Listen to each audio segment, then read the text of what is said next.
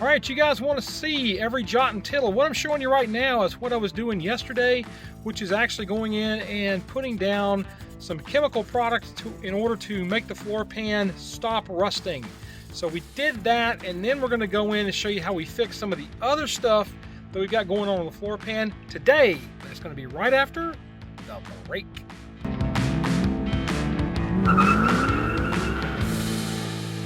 Restoration of a classic Ford is a journey of discovery. Let Autocrafters help you with yours. We offer quality parts for Falcon, Fairlane, F-Series, Galaxy, Maverick, and Pinto. Contact us today. All right, now this is one thing I will do whenever we're doing this kind of stuff. This is a phosphoric acid and zinc mix in a product that I bought. I'm not going to say what the product is because I'm not going to go off into all the different ones that are available. There are all kind of different ways to do this. There's a rust encapsulator you can get. There's stuff you can buy down at Home Depot and Lowe's now to do this very same job. I will say is I just wanted to get something down on this to stop the rust and stabilize it and keep everything in good shape. So what I have here is just that. That is why this panel looks as white as it does. Now you're probably wondering why I didn't take this plug here out. I've got a problem with this. If I pull this plug out, I'm scared I'm going to take that whole entire section from the outside of this ring out. I don't want to do any more than I need to on this. The back side of this looks fairly stable, but I'm just a little nervous about what I'm going to see if I do pull it up. So what I'm going to do is I'm going to cover that with this phosphoric stuff to stabilize the rust and stop it from growing, but also, you know, kind of keep the area nice. The reason I did what I did here is this. The main field of this floor is actually fairly stable. It looks pretty good. It is pitted a little bit, but it's livable. This is something that is probably no worse, probably no worse now than the new sheet metal you get these days, bottom line. Their sheet metal today probably has better rust holdout on it, but this stuff was usually a little bit thicker than even the aftermarket sheet metal you see in a lot of instances.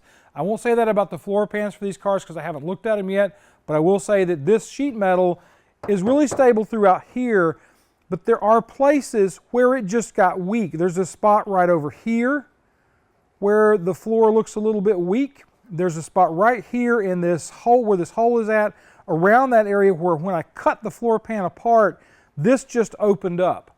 Now there was a big pile of rust right there as well, so I knew I had a problem. I just hoped it wouldn't do what it did here. There's also some places in the center here where it could do the same thing. What tends to happen with rust is when it does this, it comes out and it blooms out over the sheet metal. There may be only a pinhole about the size of a pencil lead, but the rust that's around it can be the size of the actual pencil itself. And the bigger that section of rust that you see, like this right here, or maybe this over here, the bigger that section is, the more likely that that hole is going to be larger on the order of what you're seeing right over here, where I've got some paper towel where I've been cleaning. All right, so what I've done is I've gone in and used a pre-cleaner on this to clean this metal up so that I can go in and lay some filler in there, and I'll talk about the filler in just a second. I've also done it over here, and you can see where it's actually gone to kind of a darker metal color on this. What I'm trying to do is remove any residual from these two areas for what I'm about to do with the filler. But before I put my filler in there, I'm going to show you a little tip that I've used before. And again, you don't have to do what I'm doing here, and I'm sure that there are some of you that are going to put a comment in the section below that tells me how stupid what I'm doing is, and this isn't going to work, and it may not. And if it doesn't, fine. Then I'll go back in and I'll weld up all these holes. It's just been my experience that what I'm about to do actually works pretty well, and it doesn't require as much time and effort to try to take that hole, eventually make it that size, and then put a patch in there to cover it all up. I'm just trying to save myself a little bit of effort here.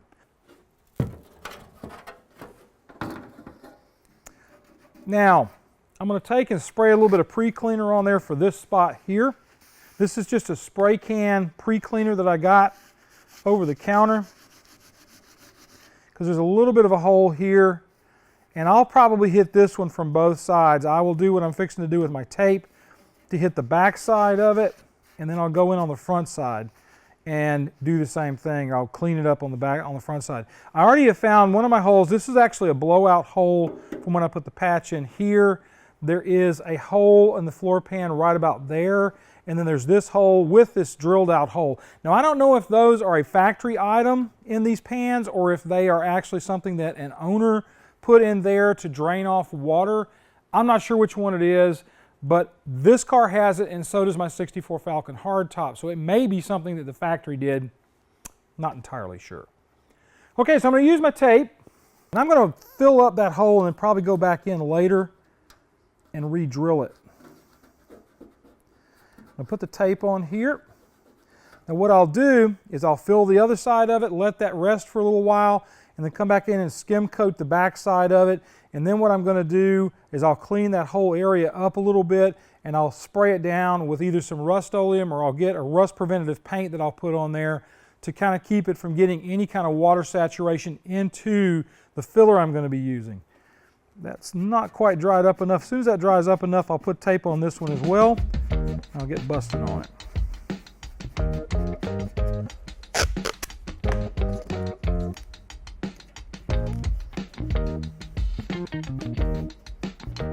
It's a little easier to see when you put the pre-cleaner down.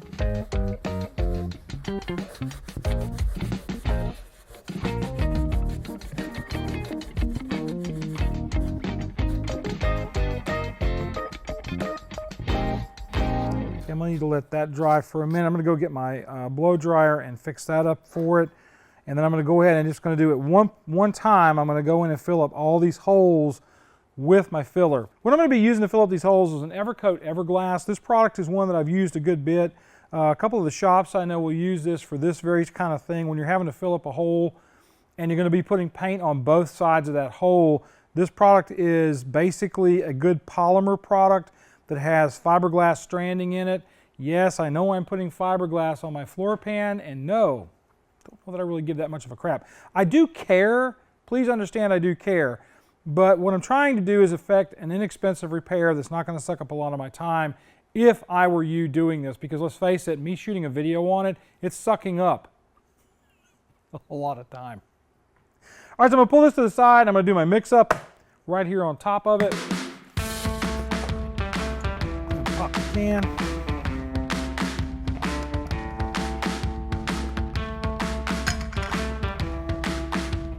I cleaned up spatula, scraper, whatever you want to call this thing.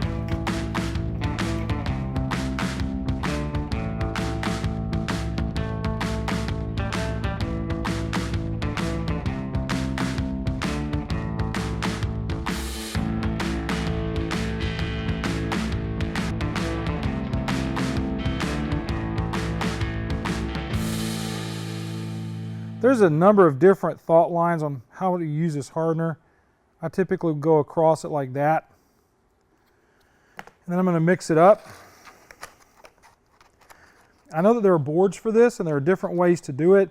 I just use cardboard because it's easy. If I were doing body work, I would probably get a specific surface to do this on so I don't have any cardboard embedded in this stuff. I've also got the room pretty warm. We're running the heater in there here today, so it's in the mid-70s in the shop. The cooler it is in your shop, the longer this stuff is going to take to set up. The longer it takes to set up, the more time you got to wait and do nothing or work on something else while this stuff's getting ready to go. I'm just going to slab it in there. This is going to be underneath your carpet, underneath your overlayment. You are not ever going to see this. Even if you just left it slabbed out the way I've got it done right here, nobody's going to know, like the meme says. I'm kind of going to lay it out over this because I'm curious to see what it's going to do, if it's going to pick up off that. It's been a long time since I've used a phosphoric acid coat, so I'm kind of curious to see how that's going to lay out. And now we wait. I'm going to show you this just a little aside.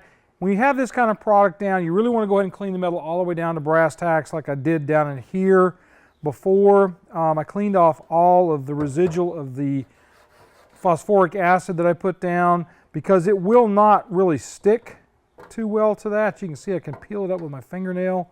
I'm not worried about any of this up in here. I'm only really worried about this little section that I actually cleaned. Same thing with over here and that up at the top. Now I'm going to flip this over.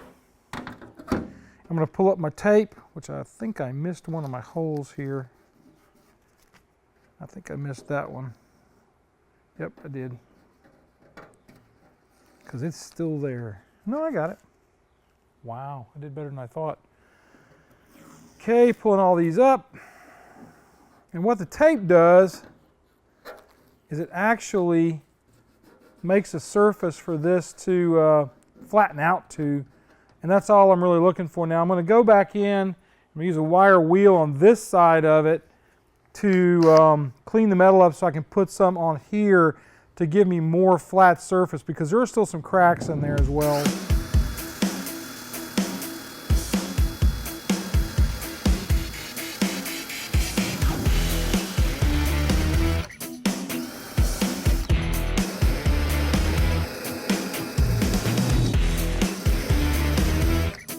You tell the difference in tone between the two sections. This is really good solid metal, and this isn't up in here. And you can tell a difference in the tone on it. Kind of more hollow tone.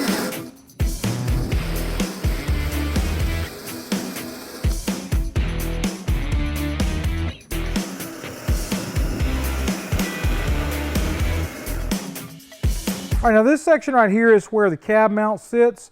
So I'm not going to worry too much about going in and cleaning this up a ton. I'm just going to kind of leave that lay where it's at and come back in with some rust inhibitive paint like POR 15, Rust-Oleum. There's a number of other products available now on the market that you can do to put down on this for that kind of paint work.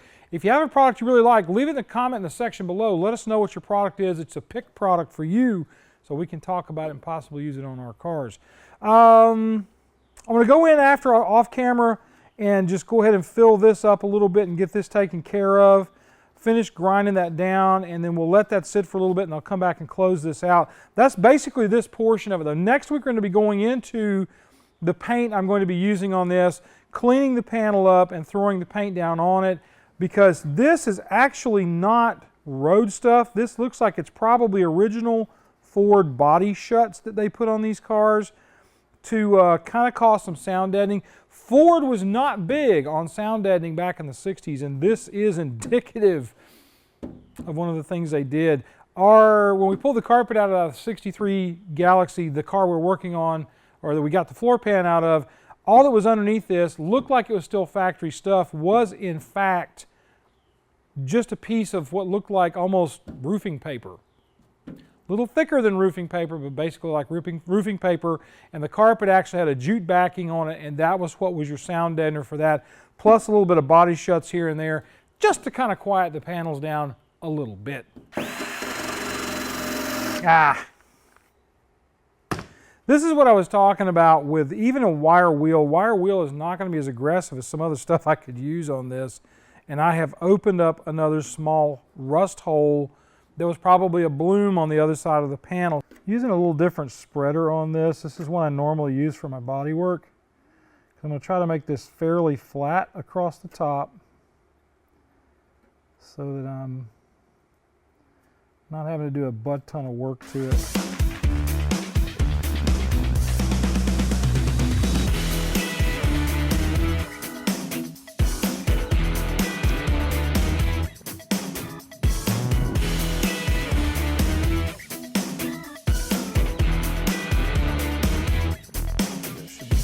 As I need to get it, and then I'll go after this later.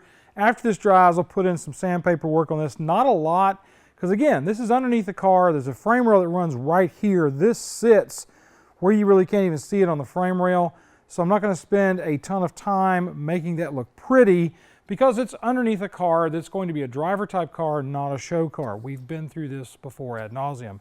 I will be going in and painting this whole thing with a rust inhibitive paint, but that's about all we're going to do with that. All right, so you guys asked for a soup to nuts interpretation of what I'm doing here, and that's exactly what we've got going on. I have shown you my two methods for doing panel work on this kind of stuff. Now, we've done a patch repair on a past video We've done this kind of repair on something that's small that I don't want to try to weld a patch into, so you can see how this kind of thing goes. As I've said before, next week we're going to start dealing with finishes that we can put on this, what kind of paint we can put down in order to keep rust from being a problem on this panel in the future. So we're going to be discussing that next week, so be sure to come back for that. Speaking of coming back, every week we put up something nice for you guys. Once a month, we'd like to see you support us on Patreon if you want. You don't have to, it's not a requirement. But if we've done anything to help you further the restoration or modification of your classic car, isn't it a good idea to throw some money in the bank over there for us? The money doesn't go to me, the money goes to Andrew, my AD. He's the guy who takes care of all the video work here on the show. So he gets paid out of that, as do the kids. Right now, we're doing a little bit of creative, let's just call it governmental finance, because the money that I'm supposed to be making, I'm actually putting toward Andrew and the kids. So I'd rather have less of that coming out of the main account and then have Patreon doing support for these kids and for Andrew. So if you would, please support us there. Anything from $1 on up to, hey, we'd take $1 million, I'd be fine. I would work for a couple years and then we'd be gone. You wouldn't have to look at us anymore at all. But that being the case, do it. And then also check out our new thing, the Super Thanks. Dun, dun, dun. It's a new thing that YouTube has been doing for a little while now. We haven't participated, but we are now fully on board for this. So the information is down there underneath the video right here, so you can go and check that out. Give us a little bit of a cash boost, if you will, and that'll go right into the bank account and right back out the door, because we'll use it, who knows, we'll buy cameras with it or something, I'm not sure. Also, subscribe to the channel. We are right at 100,000 subscribers. We're at 96,740, I think, somewhere in that very vague area. Maybe a little more, maybe a little less. I might be completely wrong. I'm guessing off of what it was doing a couple of days ago. So do that, and if you go ahead and get us over 100,000 in the next, few weeks, Christmas would be fine, then we'll stop talking about this. You'll just see a little subscribe button down in the corner. Bada bing, bada boom, we'll be out. You won't have to worry about me talking about all this stuff ad nauseum. Finally, folks, do me a favor. Be kind to each other, love on each other, treat each other nice. You guys have a great week, and we'll see you on down the road. So that's it. So far, we're still going to keep soldiering along. We'll show you all the way to the very end of this process. And it is a process. People don't realize, a lot of times I don't think, just how much work goes into doing this kind of stuff marginally correctly. I'm not going to say that I am the be-all and end-all of correctness, because I'm sure I'm going to have like 900 people come in here and tell me how much I suck for the way I did this. My method. If you want to do a different method, put it on your channel. Tell me how bad I am over on your channel, and I can tell you how bad you are on your channel, and we can go back and forth if you want. Let's do it. I'm on. Ready. Because I don't know if I'm really right doing it the way I'm doing it. It's just how I'm doing it. So there. I fixed it. Sort of.